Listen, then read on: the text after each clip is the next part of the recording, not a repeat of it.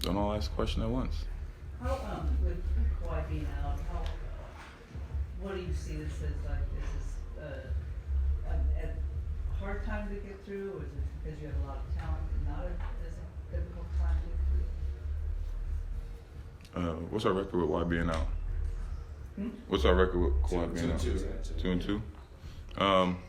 No, I think we have the guys that can make up for anybody being out the lineup. Mir, coming to start and him playing well. Other guys getting minutes. I think it's really good for us to have opportunities like this, where guys are able to get more minutes and get comfortable and show that they're ready. We want Kawhi back as soon as possible, but I think we've been able to hold the fort down and fight and play. Well, is it still the line for some of these other guys? Some minutes? Yeah, I always talk to them about the game and the season being so long. That opportunity is going to come. It's all about being ready for it. It can get frustrating, sitting on the bench and not getting minutes, feeling like you should be out there and you can help in different areas in different ways. But just telling them to keep patient, stay working, stay ready, stay mentally locked in. Especially like the young guys, they're very eager. But we got a veteran team, so you really got to wait your turn. And I always tell them I've been in your shoes. So it's all about just being ready. Your efficiency is crazy right now, like 50, 40, 100 basically this month.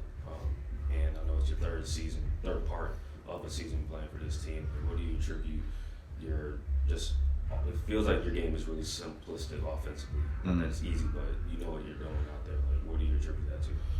Just being within myself, making the plays that are in front of me, playing off of those guys, learning where James is going to be, how the defense is guarding them, where I can slip in and get some easy look, wide open catch and shoots off the attention that him, Y, and PG draw, even Russ when he gets into his post-ups and teams tilting and being able to sneak in with cuts and things like that. Just getting good, quality, clean looks, and just trusting myself and believing that my work is going to continue to show. How have you adjusted to the fact that some of the calls that you used to get that got you to the line, you're drawing the fouls, but you're not getting the free throws? Like sometimes you can throw a wild shot and they're not going to call that at all.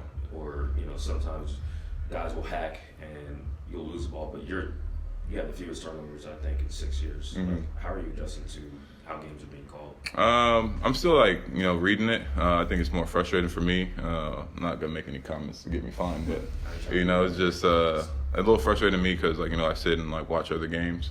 And guys are getting similar calls and they're going to the line or they're being called for an and one, and it feels like every single time I get it, it's maybe 2 out of 10 or 1 out of 15 times where they're actually letting me go to the line and shoot a free throw.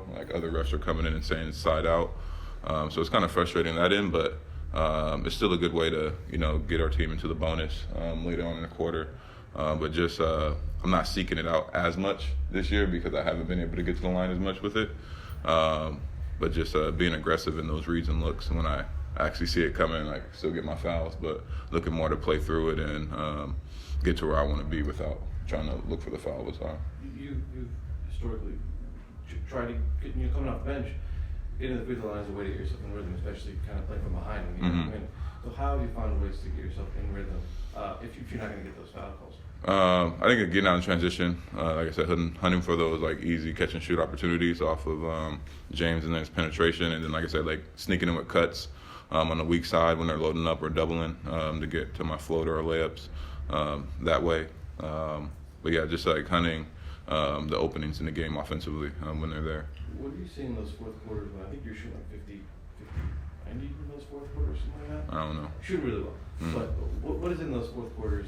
Is it something the opponents are doing, something you're seeing offensively that's allowing you to just be so efficient in those fourth quarters? I think just the game slowing down, and doing what it takes to win. I think when you eliminate everything else, the distraction, things that what just happened earlier in the game or in the third quarter or whatever run they just went on, and focusing on what the next play is, and going out there and trying to make the play for the team to win.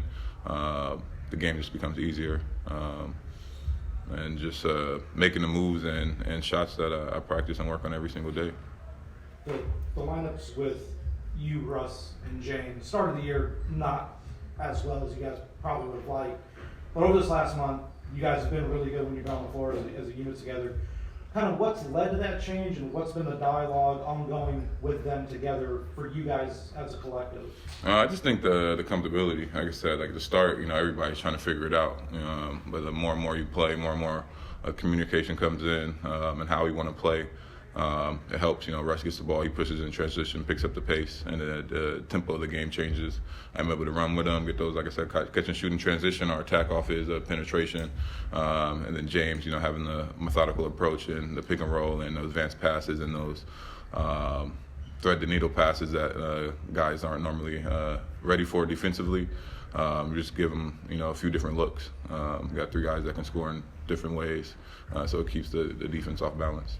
I want to ask you about, because you mentioned cuts a couple times, your slot cutting has been very evident, especially in fourth quarters. Mm-hmm. For you, is this team that you're on right now with this collection of talent, is it the most like gravity that you've seen other players have that has allowed you to have those situations where you are just to kind of cut when the defense isn't watching? What do you mean? Like, do you feel like defense aren't keying in on you as much because of the other guys? Like, is that the most you've kind of seen so far in your time in the league for you? Yeah, when you have, I think I've played with like generational talent in every team that I've played, so they're, getting the bulk of the attention. So playing off of them is something I've always had to do. And then when you have 3 guys on the floor that are Hall of Famers, you're probably going to be the last person they're worried about or they're going to live with, shooting and scoring.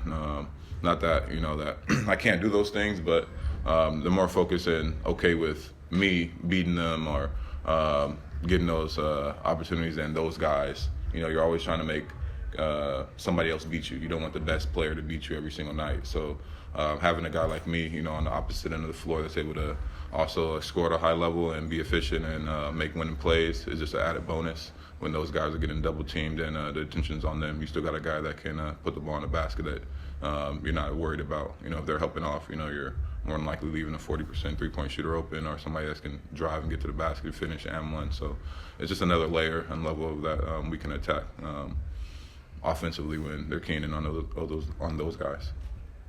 Thanks, Norm.